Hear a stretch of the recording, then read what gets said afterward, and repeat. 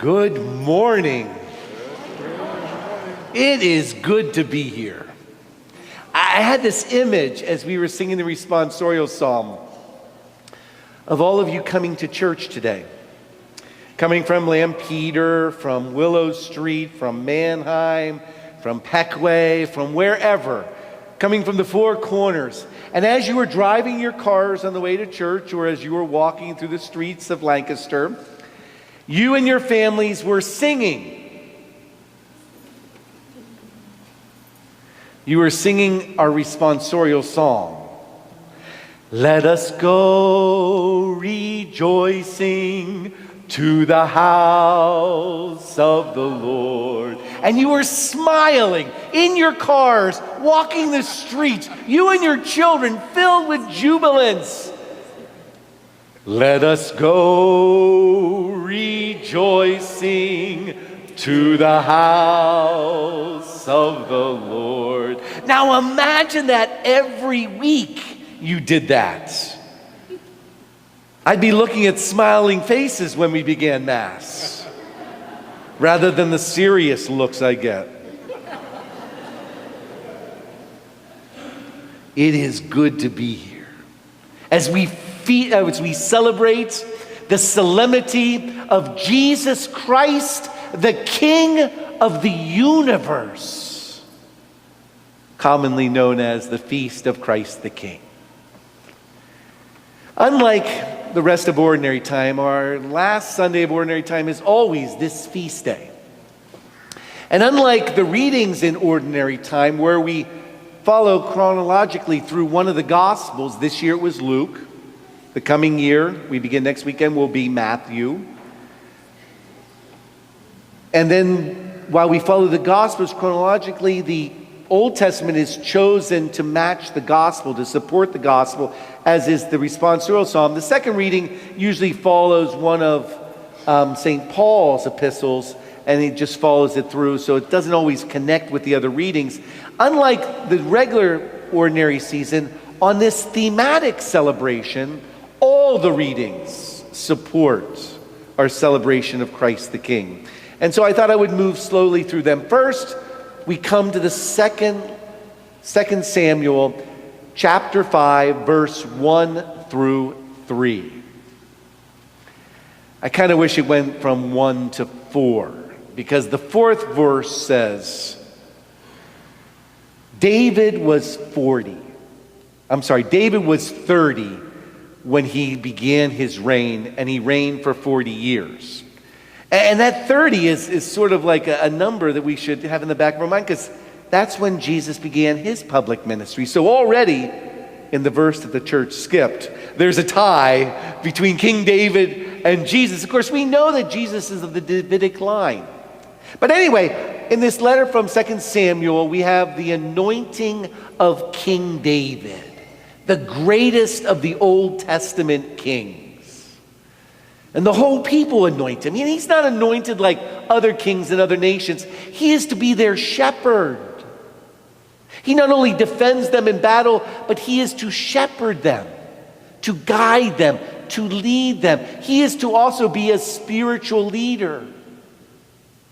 And God establishes with David a covenant that someone from his descendants would rule forever. Now we know that isn't accomplished simply in David's time. We know that David has a terrible fall in sin. Within 200 years of David's reign, there's a civil war going on in Israel. The tribes are fighting amongst themselves. 300 years later, the Assyrians attack and take into exile the 10 northern tribes in the year 722. And then by the year 587, the 2 southern tribes are taken into exile by the Babylonians. Of course, we know that many of them are brought back, and that's the Jewish people that Jesus is dealing with in his ministry. And so we have the anointing of King David. He is christened to be King of Israel.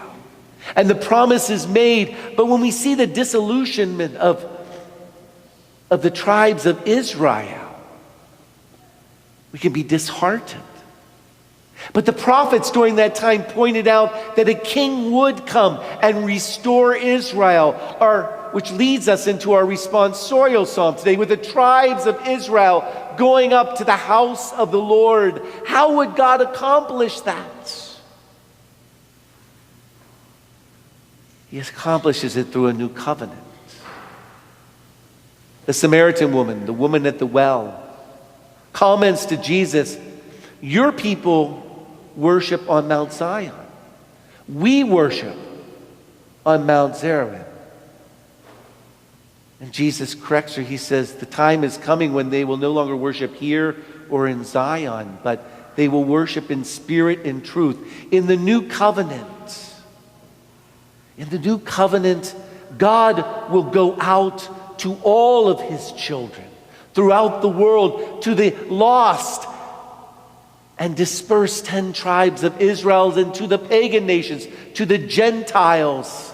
A new covenant where the veil that separates the people of God from the Holy of Holies will be removed, as it has been done in front of our tabernacle.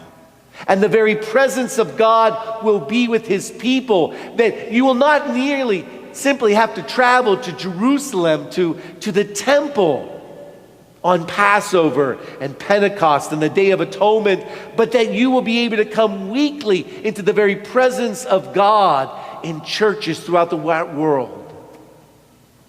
Churches where the sacrifice of the Old Testament is perfected in that one sacrifice that the Hebrews believed would come in the time of the Messiah, the Todah sacrifice, the Thanksgiving sacrifice, the Eucharistic sacrifice, the sacrifice of Melchizedek, of bread and wine. But it goes beyond that. It is the wedding feast of the Lamb. This is a new kind of king. St. Paul makes that clear to the Colossians today. We're talking about the visible presence of the invisible God in Jesus Christ. Through him, all things were made in heaven and earth, things visible and invisible. He speaks of thrones and principalities, powers. These are the invisible choirs of angels. He reigns over it all. This is the kind of king that God has established.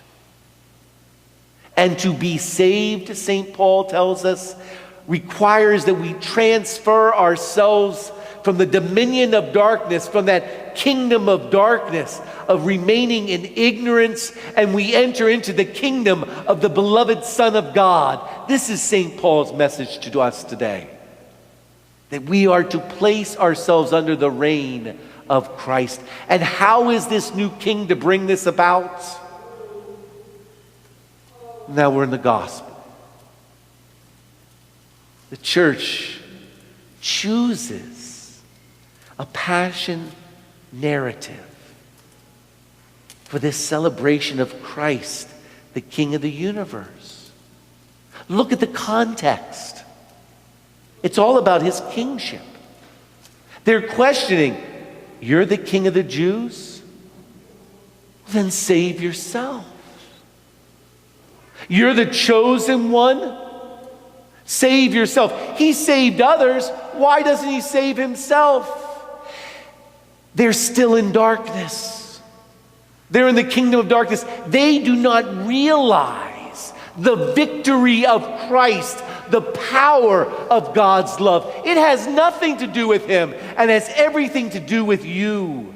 That's why he went there. The way the world looks at kings, kings are the ones that punish. They're not the ones that are punished. They're the ones that exact capital punishment. They're not the ones that are killed.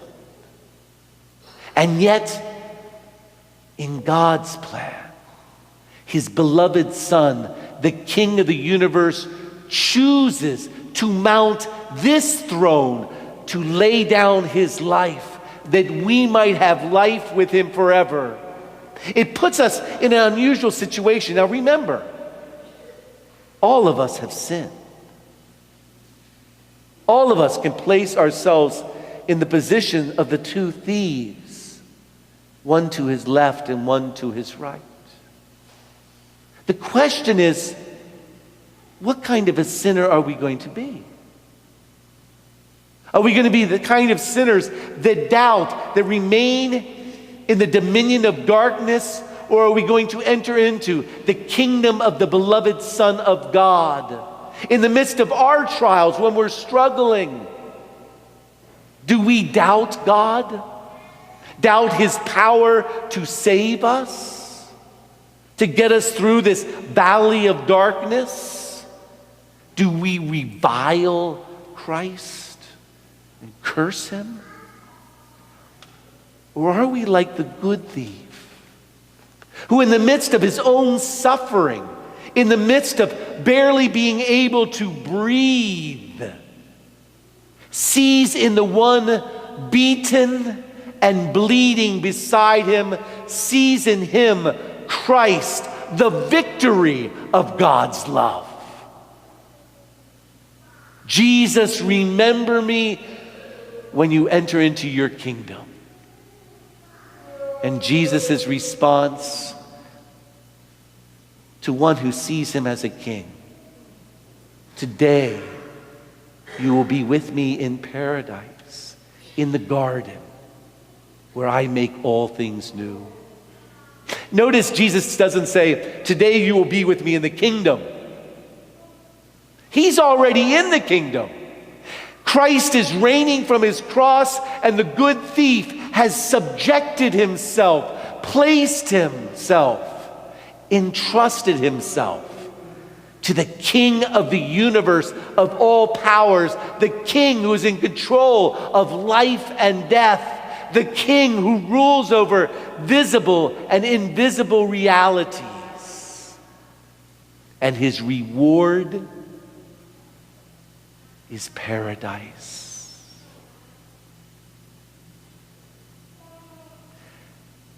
Ours is a king who loves us, who holds nothing back from us. Ours is a king that when you are hated and mistreated and judged unfairly, suffers with you. Let us absorb the hatred of the world, and let us love as Christ loves. Let us be conformed to the King of the universe. Let us come here and offer our sacrifices. Let us go rejoicing to the house of the Lord.